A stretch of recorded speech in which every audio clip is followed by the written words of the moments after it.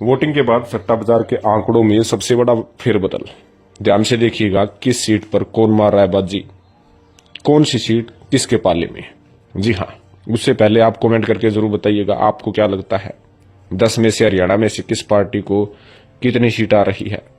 तो आप कमेंट जरूर करें क्योंकि आपके कमेंट एग्जिट पोल के आधार पर पिक किए जाएंगे और बड़े बड़े नेता तो आपके कमेंट चेक करते ही है, तो कमेंट ज्यादा से ज्यादा कीजिएगा। वोटिंग प्रतिशत हरियाणा में कम हुई है, यानी जीत हार का मार्जिन भी कम होगा, यानी आर पार की जंग होगी। और उसके साथ साथ काफी फैक्टर देखने को मिले। चुनाव से पहले कुछ अलग फैक्टर थे, चुनाव के एन वक्त कुछ अलग फैक्टर देखने को मिले हैं। बड़ी बड़ी जो रैलियां हुई है उसका इफेक्ट भी देखने को मिला है। और उसके साथ साथ जो चुनाव से 2 दिन पहले जिन लोगों ने एकदम से समर्थन दिया है उससे समीकरण चेंज भी हुआ है। जहां मुकाबला मुख्य तौर पर कांग्रेस गठबंधन व बीजेपी के बीच हरियाणा में था और कांग्रेस के पास पाने के लिए सब कुछ था, खोने के लिए कुछ नहीं था, क्योंकि 10 की 10 सीटें 2019 में बीजेपी ही जीत गई थी। तो खोने के लिए कांग्रेस के पास कुछ नहीं बचा था, लेकिन जो पाना चाहते थे वो सब कुछ था। जहां बीजेपी भी 10 की 10 सीटें जीतने का दावा प्रस्तुत कर रही थी, तो कांग्रेस भी 10 की 10 सीटें आने का जो है अपना दावा प्रस्तुत कर रही थी। लेकिन सट्टा बाजार ने वोटिंग के बाद जो अपने आंकड़े दिखाए हैं उससे सबको हैरान कर दिया है। हालांकि सट्टा बाजार गैर कानूनी है, लेकिन फिर भी वोटिंग के बाद भी लोग मुंह ताड़ कर देख रहे हैं कि किस सीट पर कौन फेवरेट है, कौन आगे है। तो सबसे पहले आपको बता देते हैं सिरसा लोकसभा सीट की। सिरसा लोकसभा सीट पर शुरू से ही तकड़ा मुकाबला था, कांग्रेस से कुमारी सैलजा तो बीजेपी से अशोक तंवर के बीच में। सट्टा बाजार कह रहा है कि कुमारी सैलजा इस वक्त फेवरेट है, यानी आगे बढ़ती हुई नजर आ रही है, जीत की तगड़ी दावेदार है, अच्छा वोट बैंक खींच रही है। कहीं ना कहीं कुमारी सैलजा के लिए अच्छी खबर आ रही है। अगली सीट की बात करें तो रोहतक लोकसभा सीट है। रोहतक लोकसभा सीट जो 2019 में कम वोटों से ही बीजेपी जीती थी, लेकिन अब की बार सट्टा बाजार कह रहा है कि दीपेंद्र सिंह हुड्डा रोहतक से फेवरेट है। हालांकि सट्टा बाजार ने 2019 में भी दीपेंद्र सिंह हुड्डा को फेवरेट माना था, लेकिन चुनाव हार गए थे। लेकिन इस बार भी फेवरेट माना है और अब की बार के चुनाव में और पिछली बार के चुनाव में काफी डिफरेंस भी है। तो कहीं ना कहीं रोहतक सीट भी कांग्रेस के पाले में जा सकती है, फेवरेट में दीपेंद्र सिंह हुड्डा है।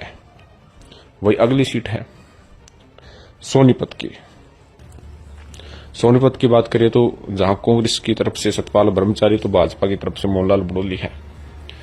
सट्टा बाजार फेवरेट मान रहा है सतपाल ब्रह्मचारी को, इस वक्त फेवरेट चल रहा है सतपाल ब्रह्मचारी। कहीं ना कहीं जो भाव कम होते हैं वो जीतता हुआ नजर आता है, जिसके भाव ज्यादा होते हैं वो डाउन में जाता हुआ नजर आ रहा है। तो सतपाल ब्रह्मचारी के भाव कम है, फेवरेट है, तो कहीं ना कहीं कांग्रेस के लिए अच्छी खबर है। अगली सीट है हिसार लोकसभा सीट।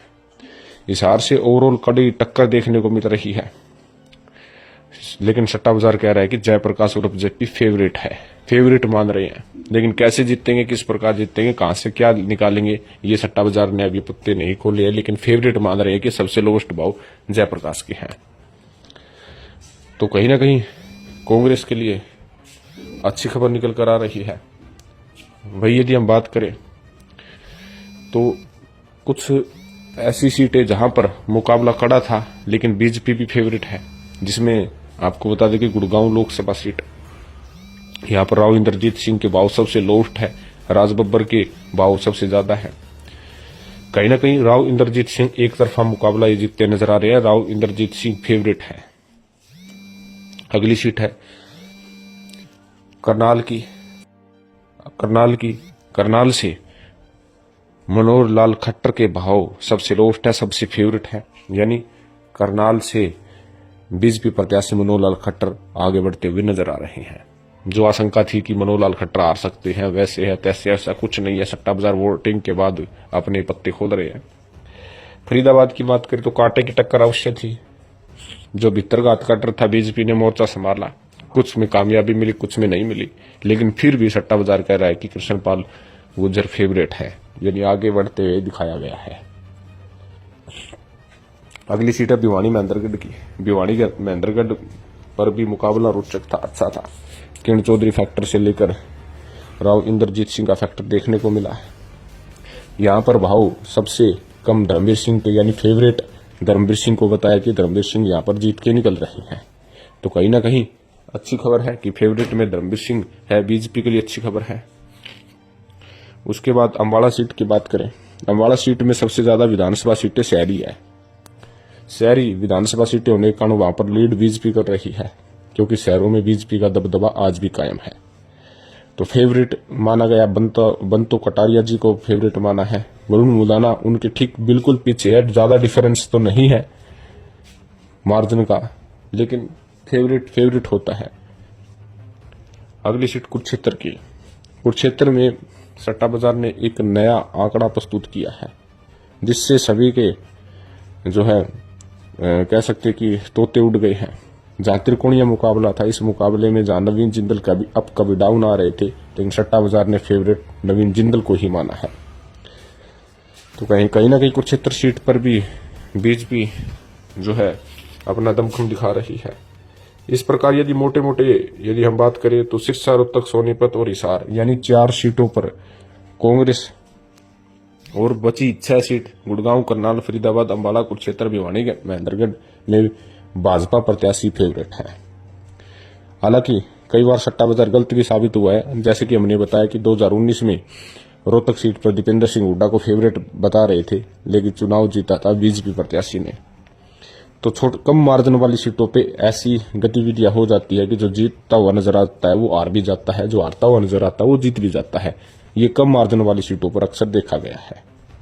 लेकिन ये चुनाव बहुत ही महत्वपूर्ण साबित हो रहा है, क्योंकि आने वाले समय में हरियाणा में विधानसभा चुनाव है और विधानसभा चुनाव में लोकसभा चुनाव का इफेक्ट पड़ना बहुत ही जो है जायज है कि इफेक्ट पड़ेगा।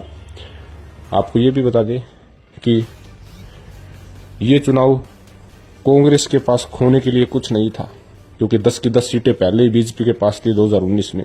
पाने के लिए सब कुछ था, इसलिए बीजेपी ने 10 की 10 सीटें जीतने का फिर से दावा किया था और कांग्रेस ने भी 8-10 सीटें जीतने का फिर से दावा किया था। लेकिन एक बात तय है कि कांग्रेस ने अच्छा मुकाबला किया है। हालांकि क्षेत्रीय पार्टी सिमटती हुई नजर आ रही है। अच्छा होता कांग्रेस के लिए कि इनेलो पार्टी को भी इंडिया गठबंधन में शामिल करते, इससे 2 सीटों पर कहीं ना कहीं फायदा पहुंचता, बीजेपी को नुकसान होता है। तो इस विषय में आपका क्या कहना है कि हरियाणा में किस सीट पर कौन बाजी मारेगा और हरियाणा में किस पार्टी को कितनी सीट आएगी? कमेंट जरूर करें, चैनल को जरूर सब्सक्राइब करें। धन्यवाद।